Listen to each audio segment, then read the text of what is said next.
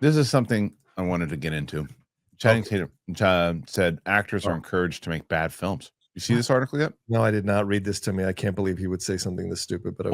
Well, let's see it though. Let's see what context. Let's see what he's got. Let's see context. All right. We're now coming up 20 years since Channing Tatum broke through into films with She's the Man and Step Up in 2006. Actor has seen a lot of changes in the industry over that time, most notably the rise of streaming platform and how that has changed when projects get greenlit and what project he's offered these days.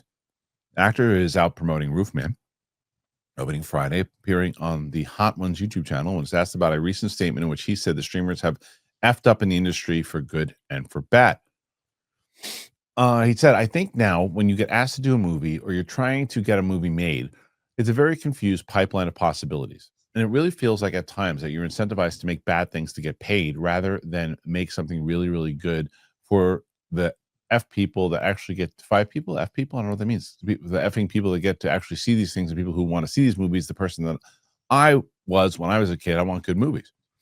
I'm like, man, I want to give my money to the good movies. It's such an upside down moment. But I do believe the disruption is going to lead to something good. I do believe that the streamers came in for a reason and it had to change. It had to morph. Tatum also shared that he doesn't feel like he's part of the Deadpool and Wolverine film as his brief cameo was done so quickly. He also dubbed his 2010 feature, Dear John, as such a generic movie. Dang. Agreed. It was, but I that was one of those ones I liked watching with my wife. Oh. But it's not a great movie. It's very generic. It's true. I don't hate these comments. Okay. Do you hate them? Hate is a strong word. Dislike them? I dislike because the idea that you're being incentivized to make bad movies removes the fact that you've chosen to make bad movies. Like it makes the actor go like, "Oh, it wasn't my fault, guys. Right. I was forced to choose to do bad movies." And listen, Channing Tatum doesn't have the strongest record of making great movies. He makes palatable, enjoyable, fun movies. But this idea that things have changed. Channing was always a limited actor. He's always been a limited actor, and so there's certain things he's really good at. The Magic Mike stuff he's good at. 22 Jump Street, he was so much fun in those films. But this is not a guy with a wide range. So this idea that he's forced to make, that he's saying you're incentivized to make bad movies, no, it's just that you're not getting called for the really good stuff. Even in your Deadpool and Wolverine, and I know people it was on purpose. It was on purpose. I get it. He did the job, but that's what he can do, and that's what Channing Tatum's level is. So for him to say like, well, we're being forced to make bad movies, I think is a little bit ridiculous. If this was Daniel Day-Lewis or Robert De Niro or these other actors who are even Julia, if she had said this, I think there's a little more credibility to that. But Channing saying it is, who's got a history of making bad movies, he's trying to excuse himself a little bit. Yeah, I understand your points. I don't necessarily see it that way. I think that because these streamers have so much money, and the idea of like I don't think he's necessarily saying we're going in to make these movies bad, but you're like, okay, I'm getting like you look at a lot of the stuff that's been made on Netflix, and there's so many forgettable movies for as many great ones as there are. It's a lot of great ones, but the streamers have made it that there's just you really have to get your movie or show or whatever it is caught in the wave of praise or good marketing in order for anybody even talking about it. Right. But I think it's a little bit crap because he's basically saying to afford my lifestyle, I have to choose to make bad movies. No, and look, he says, I think now when you get asked to do a movie, blah, blah, blah, he says you're incentivized to make bad things to get paid rather than make something really, really good for the effing people that actually get to see these things. Right. So but it's still a job. I mean, it's his job. You're choosing to make these bad movies because you want to make that kind of money.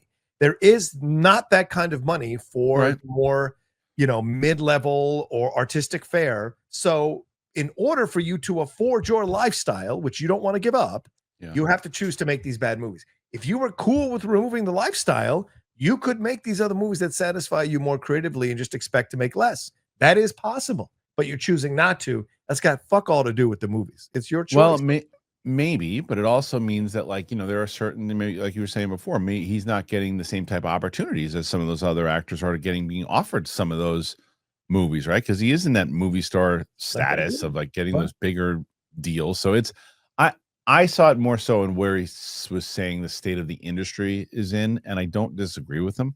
I do think that the state of the industry is that there's a lot of there's a lot more crap because there's a lot more stuff. I mean, you were saying it beforehand too. There's just so much stuff being made now. Yeah. So I didn't mind the comments as much, but I'm curious what you guys think, man. Where you stand? You more on the John Roca side of things here, where you say, like, come on, don't do the movies, shut your ass, or you think more? No. It's more about a statement on what's going on in the industry today. Put your thoughts in there. Put your comments in there. Let us know. This message is sponsored by Raycon. It's Raycon's anniversary, and what better way to celebrate than with a deal on the Everyday Earbuds Classic? They're now 20% off, so it's the perfect time to get your hands on these. Reliable, super comfy, and easy to take anywhere. You're going to see exactly why they have been a fan favorite since day one. The Everyday Earbuds Classics are loaded with upgrades. You got active noise cancellation, multi-point connectivity, so you can pair with 2 devices at once, and an ergonomic fit that actually stays put no matter what you're doing. Everyday features that live up to the name. You got a quick charge. 10 minutes gives you 90 minutes of playtime, up to 32 hours of battery life with the case. Awareness mode, perfect when I'm going to take the dog out or if I'm on the train. It's amazing. Over 3 million customers already love Raycons, and they come with a 30-day happiness guarantee. So if you don't love them, returns are easy, so you have nothing to lose.